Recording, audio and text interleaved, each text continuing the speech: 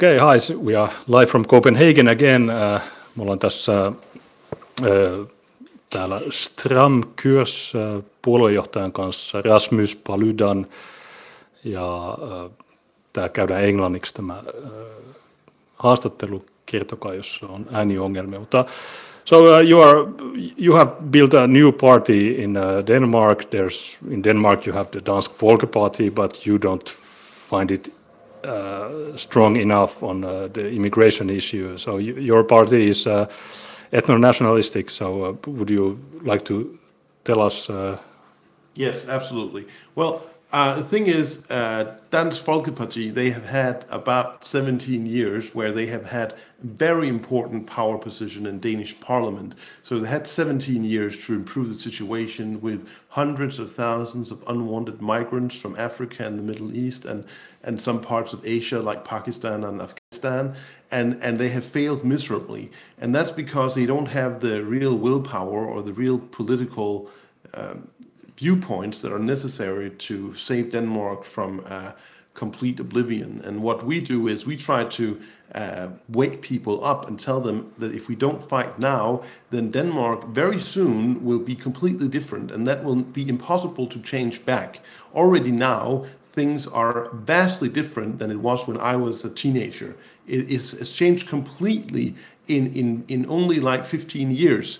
So that's why we have to fight this, and it's not only counter-jihad. Obviously, we don't want any Muslims here because they lack the willpower or the desire to adapt to our values. They disdain our values. They think we are weak and feminine, and they don't understand our advanced way of behaving because they are all the way down at the bottom of the scale. They're very primitive, barbaric people, many of them.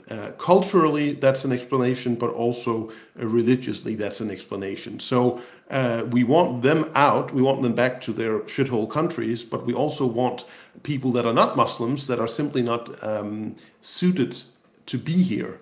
And that would be most people from Africa, for instance. Many of them are not Muslims. They are either atheist or Christian, but they are not in a position to be able to contribute at all to our society. So those are the practical reasons why those people should not be here. But the overall reason is that we want Denmark almost exclusively to be a country for Danish people. So that's the primary reason. But if you want to look at the practical problems with having other people than Danes here, then certainly Africans and Arabs and other Muslims, they, with their behavior and their lack of cultural standing and their lack of education, can show that they're totally unfit to be on Danish holy soil. Yeah, so you established your party 1 year ago. You're a lawyer, so you're a very good speaker. Also, I've watched Stram-Kyrs's videos yesterday, lots of them. And Sweden opened its borders in 1975 and Finland in 1990. But could you maybe tell us shortly how Denmark started this open borders thing? I wouldn't call it an open borders thing, but the reason, there's general accepted reason for the current catastrophic problem. And the reason for the current catastrophic problem in Denmark is the Alien Act of 1983. Because the Alien Act of 1983 made it enormously much easier for people that had no business to be here to be here. And one of the problems that act created was the family reunification concept, which is that one person from a shithole country comes here and then he wants to be reunited with 10 of his relatives from his home shithole country, and then they come here too, and each of them has maybe 3 children. And so we have a big problem with that.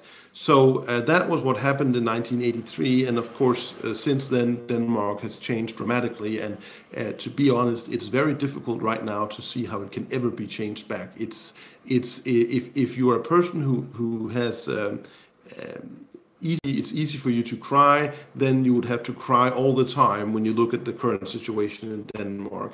So this is a struggle that is based on pure necessity. I'm only doing this because it is absolutely essential and necessary. Otherwise, I wouldn't do it, because I have to be under protection from the police all the time. I'm being attacked. I'm being threatened with death all the time. So for me personally, the cost is very, very high. But if I do nothing, then the cost is even higher because then Denmark will be destroyed as a Danish country. Yeah, many of our opponents say that, yeah, you're just doing this because it brings you fame or money or anything, but you would be cozy here with your lawyer office. It's like, well, in a certain extent, like Donald Trump, that he wouldn't need to take all this the shit that he takes, but he wanted to make a difference. And if you look at Geert Wilders in Holland, he is also under police protection. I saw your you have an alarm, personal alarm, Yeah. and that's because you're. I don't know. People should watch. I will add the links to Stramkör's the YouTube channel. You can see you were yesterday also in another place in maybe 100 kilometers. Fredericia, yes, Fredericia in Jutland. And on your website, you also published the dates of your demonstrations. And it's funny because you go to these places and you have lots of young people that seem very interested in talking to you. And then there are some disruptors that just come there and shout. And the disruptors, they are the immigrants, but there are also some Danish brainwashed, crazy people like in Örebro or many places. But yeah, so because in our context, many people talk only about the 2015 so-called migrant crisis, but this started long before. And in Finland, well, it's not the Nationality Act that has changed the thing, because currently we get lots of asylum seekers, and they don't even need to get a residence permit. They are allowed to stay. So, and also reunification thing, it's also happening in Finland. And but many people see Denmark as a hardline country. For example, this reunification thing, the European Union directive it allows you to take hard measures, like, and you have taken them in Denmark.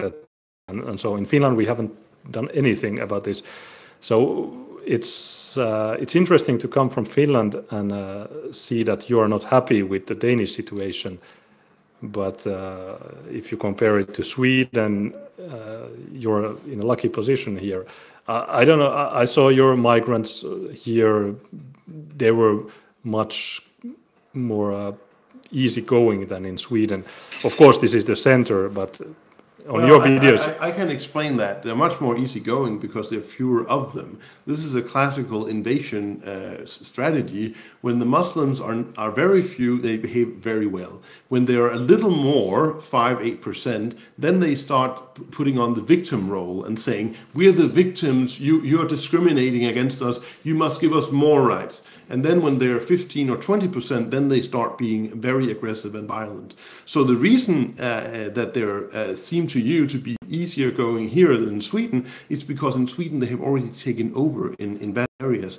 Whereas here they're still the minority. They're a very fast growing minority, but they're still the minority, and the rule of law still exists to some extent here, and we also still have the physical power. It's still the police that are able to keep them in rein, because the police here are armed and most of the migrants are not. But it's true that compared with Sweden, we are happy here, but that's like saying that at least we're not in burning hell, we're only 3 feet from the burning hell. So I don't think it's a very good situation in Denmark at all. And even though it's true that we have the 24-year-old rule and we have all the other measures to limit the amount of people coming in, the fact remains that we have at least 700,000 people that should not be here, that must be sent home to their shithole countries, that are, to a vast extent, not really human in the terminology that you would use for Danish people, because their culture is vastly different, And not only is it vastly different, it's also in direct conflict with Danish culture. We in Denmark, we like to behave civilized. We don't hit each other in the face when we disagree. We don't take 4 and 5 of our cousins and brothers, and then we go to the one guy we disagree with, and then we bring 10 other guys with us to beat him. We don't do that because we consider that very primitive and barbaric. But the people coming here from Muslim countries, they think that's a great idea. So obviously, that's a big conflict there. And the reason we don't think it's a great idea is because we've been able to, for hundreds of years, to maintain great prosperity and advancement in our civilization because we have ethnic homogeneity, okay? And when you're homogeneous ethnically and culturally, then you have the same understanding and you have a great amount of trust in society and you have very little violence.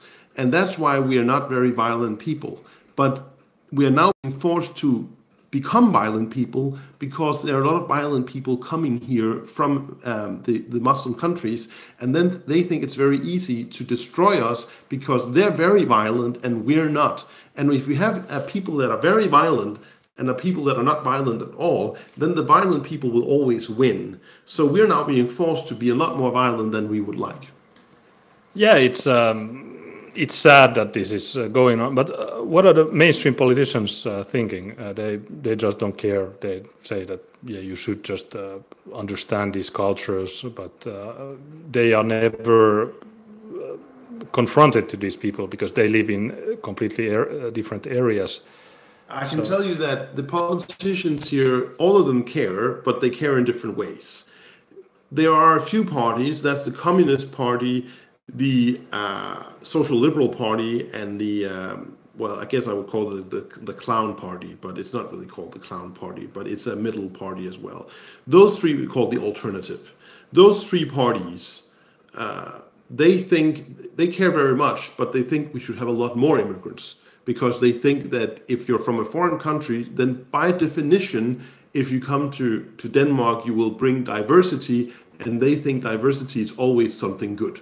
So that's their position. They care very much. They think that our current policies are barbaric and draconian because they think we should open the borders up to everybody, really.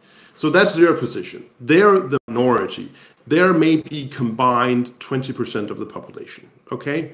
Then there is the rest. And the rest of the parties, the big parties, which is the Liberal Party and the Social Democratic Party, the two big parties, and then the Danish Folkeparti, the third party, those three big parties amount for maybe 60% of the vote, okay? And they believe that the voters want strict migration policy, so therefore they have to. You understand? They have to change their policies so that they get votes from the voters because the voters want strict policies. The Social Democrats particularly have changed their policies towards migration dramatically in the past few years, from being diversity is good to saying we're just as strict as Folkeparti. That's a really huge change in politics. And they've only done that, in my opinion, because they know that's where the voters are. So if they didn't do that, they would be a very small party.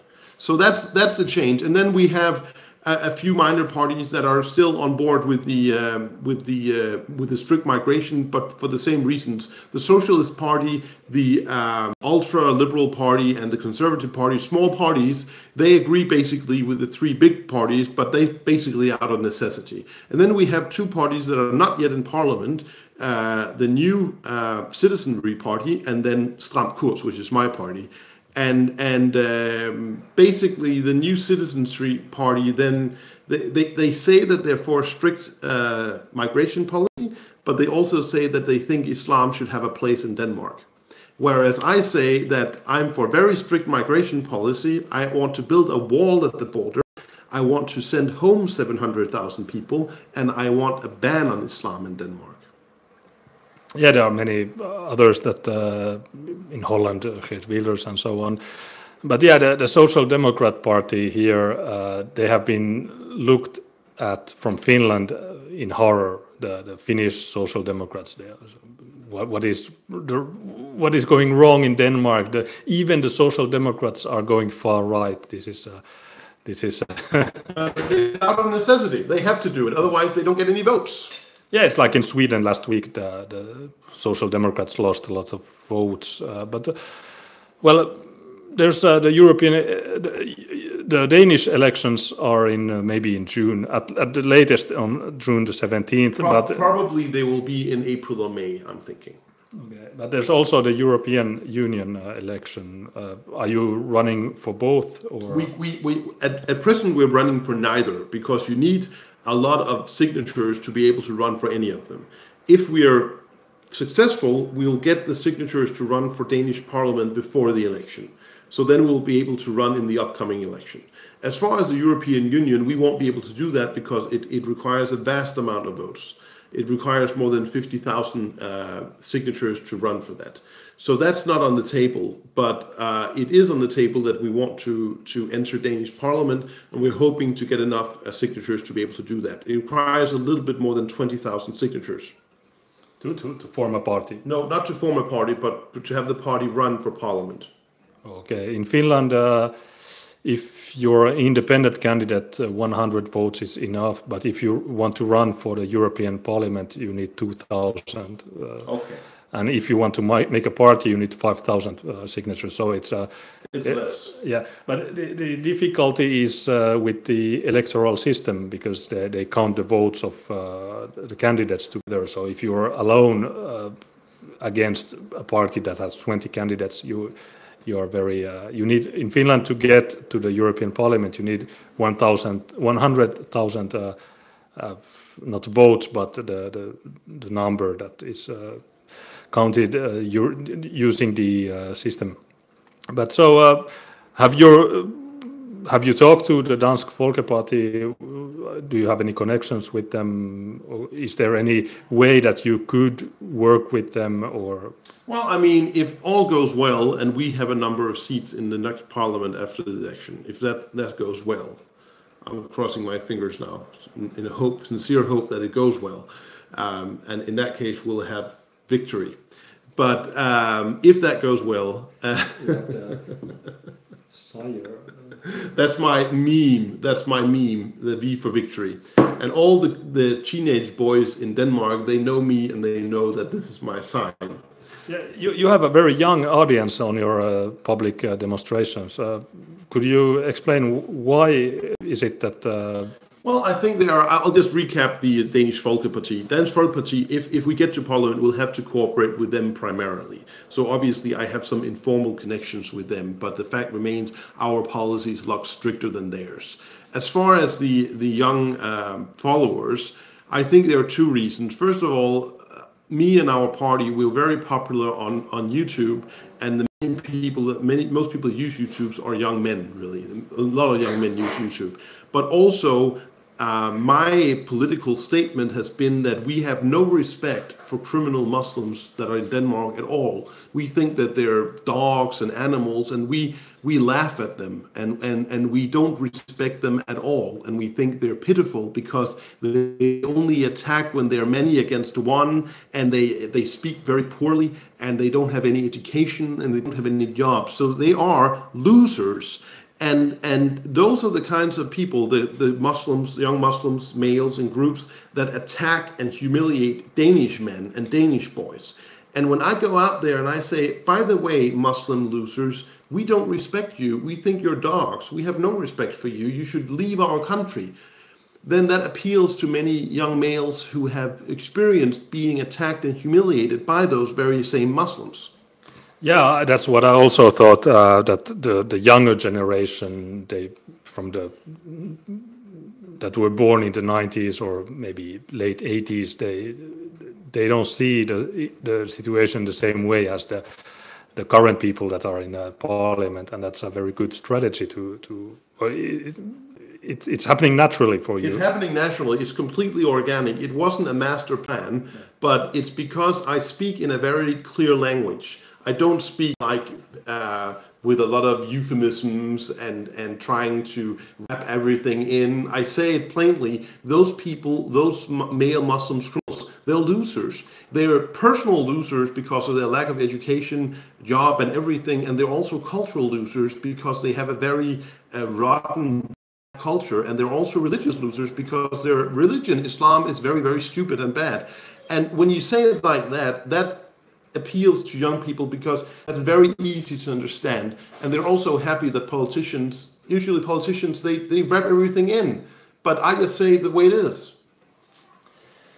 Yeah, I've noticed the same thing. I'm also a city councilman in Finland, and well, we are very blunt. We don't have any party, so I'm completely independent in this thing, and I can say whatever I want. I will not get any repercussions from some party that will whine that you should not say it that way. But yeah, that's well. There was on gates of Vienna a few years ago. There was this Jackal manifesto. You probably have read it, and it was from Denmark. Yeah, it was from the Hells Angels in Denmark. And it describes... it describes the frustration and the humiliation experienced by many Danish males when being treated very badly, humiliatingly and violently by male Muslims that are only being able to do so because we have a much more advanced culture. That's the only reason they're able to do that. Because Danish males are excellent soldiers, but we are not taught to have to fight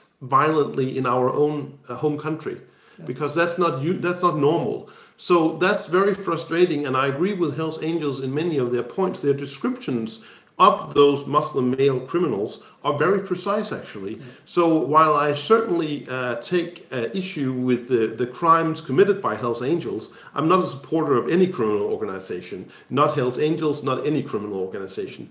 But they could still be able to describe something very precisely and correctly, and that's what they did. Yeah, and the problem that the young people see, because the young people are the ones that are dealing with trains, or they are on the street, so they are the first to notice these problems created by immigrants, and you can see it from your videos also that you are having a friendly talk with people that are some young people interested to talk to you, and then there's these brown people coming and disrupting the event and behaving very badly and making an embarrassment for everybody except for themselves, because maybe they are not self-conscious of their way. And you could see that, yeah, you have the police, the Danish police, which is much better than in Finland. In Finland, the police is against us. They are with the people that you can see. But I've been in jail for live streaming. I think I was 3 days because I was live streaming an Antifa thing. And but you could see from your videos that the police, they are, well, they must be objective, but you could see that, yeah, they know what's happening. And there are some different videos where they are letting them behave very badly. And for example, they always are saying that, yeah, you are not allowed to film here, and then they start to film you, but you are not saying anything to them. Sometimes they're also saying that I must behave with respect towards the elderly Muslim males because they're older than I am. And then I say, well, all the young Muslim males, they're younger than I am, so they should be treating me with respect if that's the rule. And then they say, no, because you're an infidel, you're not a Muslim, so we don't have to treat you with respect for that reason. By the way, how old are you? I am in the middle of my 30s.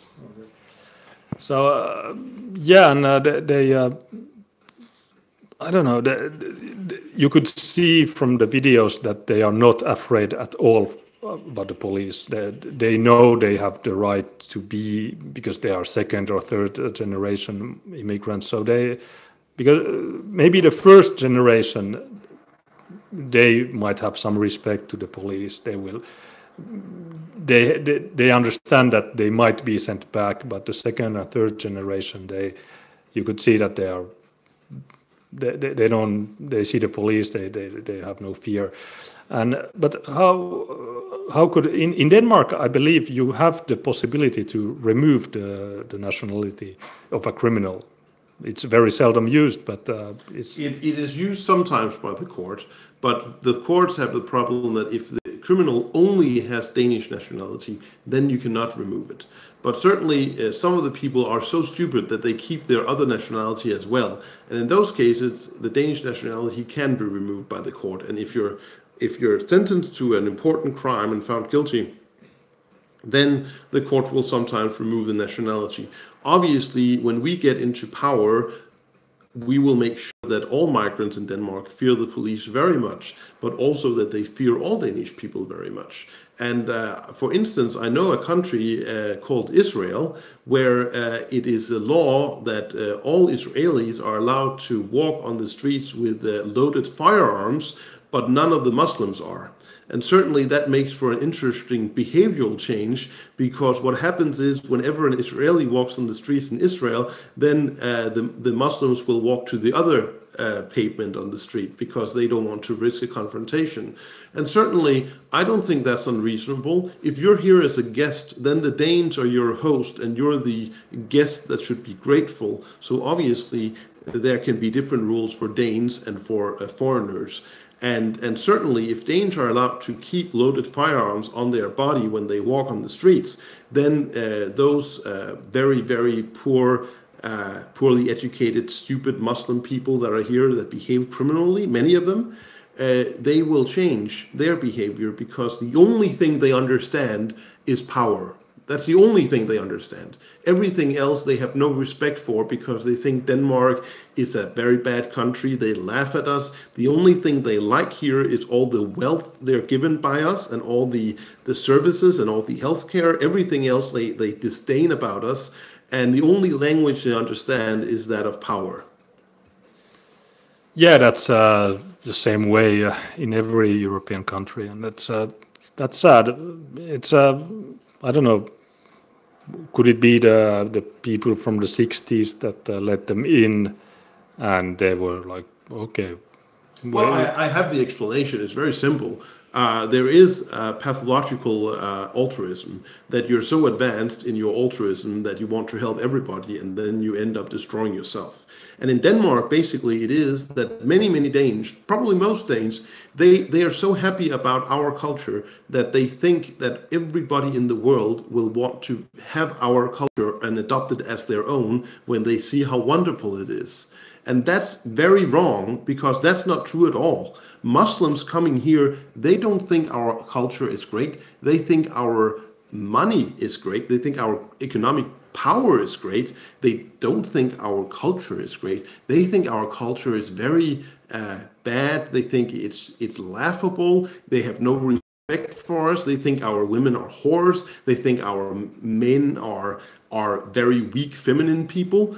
They have no respect for our culture. They only have respect for our money because they want our money. So it's not true. And people need to remember that Finns and Danes and other people in the Nordic countries, our culture is not the universal culture of the globe.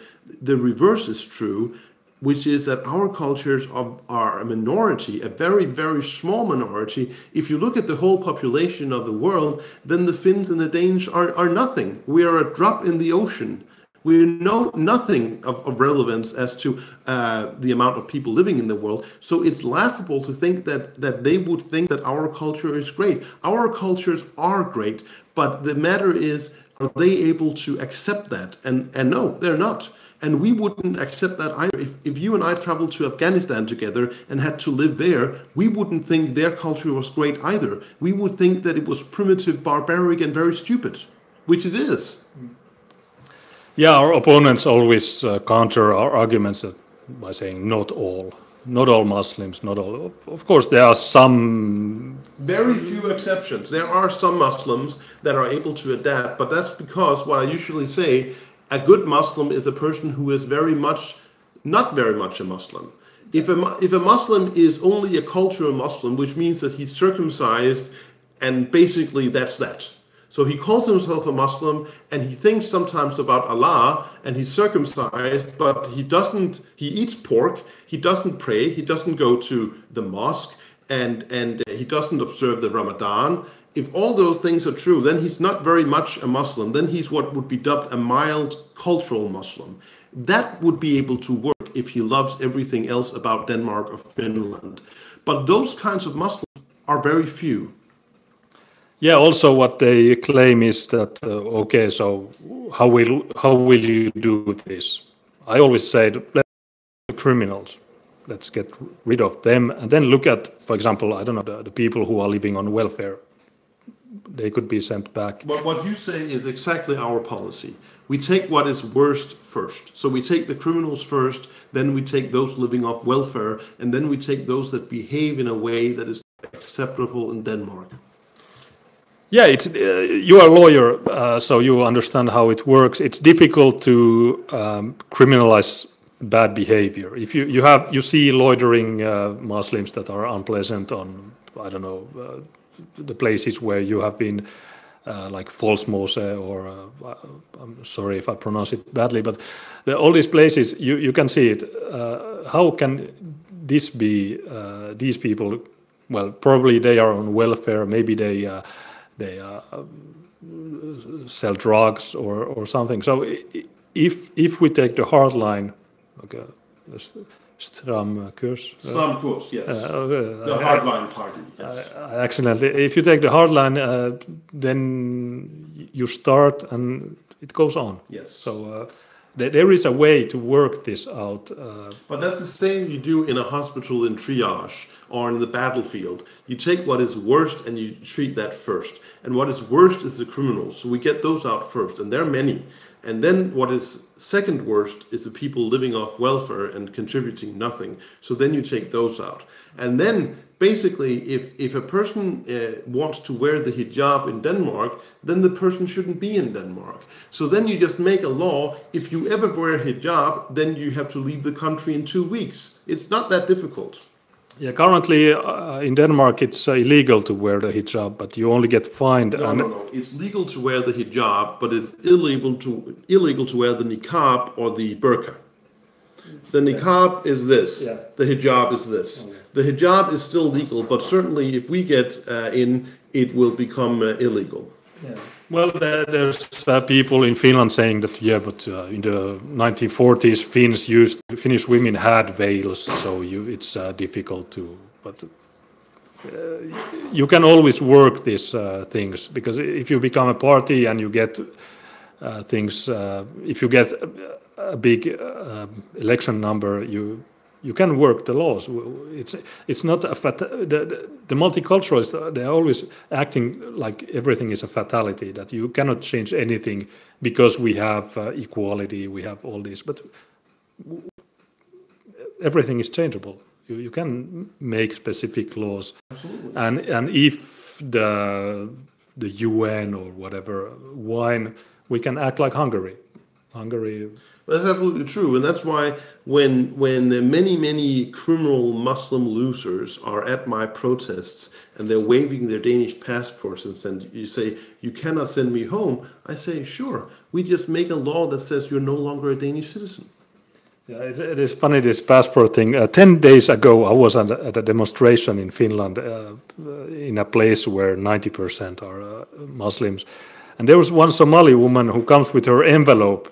She opens the fucking envelope and she takes the Finnish passport and she said, I am Finnish. And I asked her, hello, if I went to Mogadishu and bought from your place a Somalian passport, would I be considered as a Somali?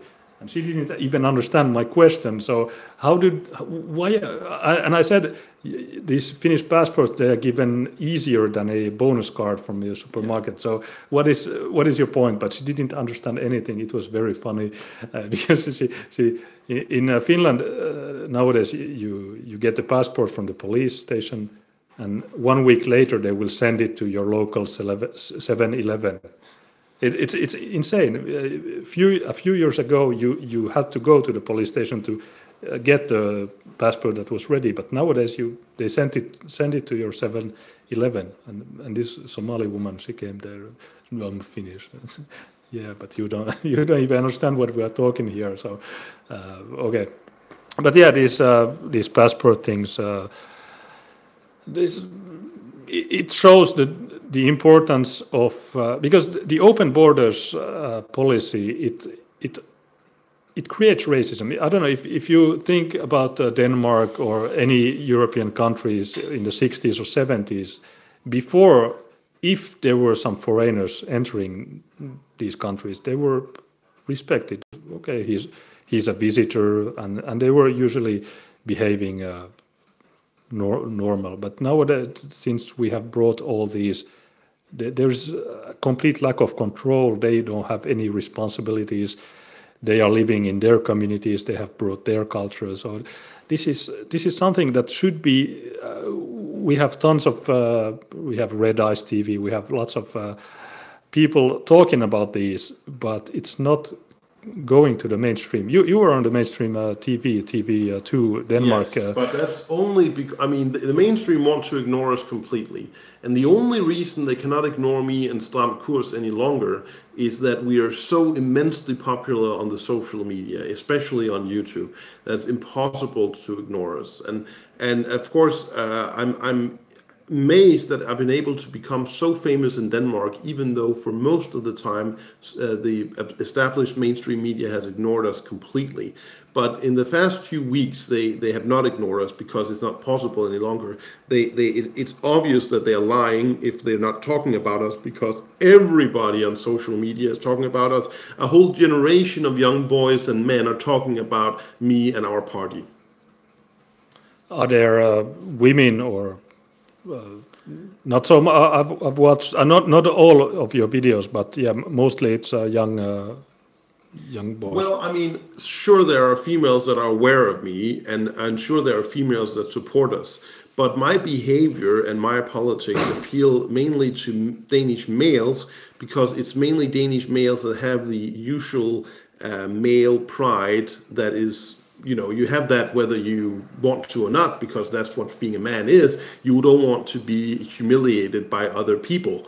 And when so many hundreds of thousands of Danish men have experienced being humiliated and maybe also assaulted by Muslim males in their own country, in Denmark, then certainly it appeals to them that I say that this is not acceptable, and all the Muslim male criminal losers, they must be sent home to shithole countries. And then some people say, well, maybe they will be sentenced to death in their shithole country. And then I say, well, that would be their problem. And also, we don't want Iran or Pakistan to deal with what happens in the Danish justice system, so we shouldn't deal with what happens in their justice system. You know, maybe if 100,000 Muslim males from Denmark are sent home to Afghanistan and Pakistan and Iran and Iraq and Syria, and then they're executed there, then maybe that is the will of Allah. Yeah, that's a good answer to that. But I don't know how long we've been going. It's almost 5. But yeah, let's wrap up. Yeah, with Tina we do lots of hangout sessions. We have had lots of guests, and we must have you one. Absolutely. Well, as soon as I come to Helsinki again, travel extensively sometimes. So, and if we have another Skansa meeting, we can meet there as well. No, what I meant is a Google Hangout session live on YouTube. Oh, right. So that's also a possibility. Last year we had a conference in Helsinki. This year. Was it this year? Yeah. It is April. Okay, this April. April the 8th. It was one day after the Stockholm Skansa. And it was very nice. We had Frodi, we had Jared Taylor, we had all these guys. And it was the first time in Helsinki. And probably we'll have one next April. So you're very welcome to come there. You were yesterday, 2 days ago. Now it's Monday, so it was in Saturday. So would you like to comment the Skansa forum? Well, I mean, certainly I'm going to write Frode and ask that I be put on the panel and the speakers list next time, because I have a lot of information that I could provide in a speech that would be useful for the rest of the participants. So I think next time I would like to be one of the speakers. But apart from that, I think it was interesting. Certainly, there are some people there that I don't agree with, but there are also some people there that I agree a lot with. And I can be held accountable for being in a conference with some people I don't agree with, because that's inevitable. If you're at any conference, you will be with some people you disagree with and some you agree with. But certainly it was a good feeling that much of what was said about the necessity for being ethnically homogenous in our countries is very true, and it's nice always to see other people giving an intellectual presentation that underlines this point. Yeah, Helmut Nyborg was a very great speaker. You were banned yesterday from Facebook because of a picture of the population increase in Denmark, which showed that 6% are ethnic Danes and 94% of the increase is foreigners. So, do you remember now what is the current? And yeah, one question also is, what are the biggest ethnic groups here? In Finland, we have Somalis, 20,000 Somalis. We have people from Iraq, Arabic countries. But what are the in Holland they have the Moroccan problem. In France they have all North African problems, and so. But what is the biggest in Denmark? I mean, if you of course, ethnic Danes are the biggest group, and I certainly believe that if you count Arabs as a group, then they would certainly be the biggest other group. There are people that we like from Poland, from Sweden, and from Norway that are very much easy to cooperate with. But if you look at the problem groups, then Arabs, including people from Turkey, are a big problem. And if you look at the African group, then the Somalis are the biggest problem. But certainly, I think that the whole immigration problem, if you took away all the Arabs, then there would be very little problem. Okay, and they mostly are Muslims. Oh, they are always. I mean, with extremely few exceptions, they're also always Muslims, and they look at us Danes as at heathen pigs, really.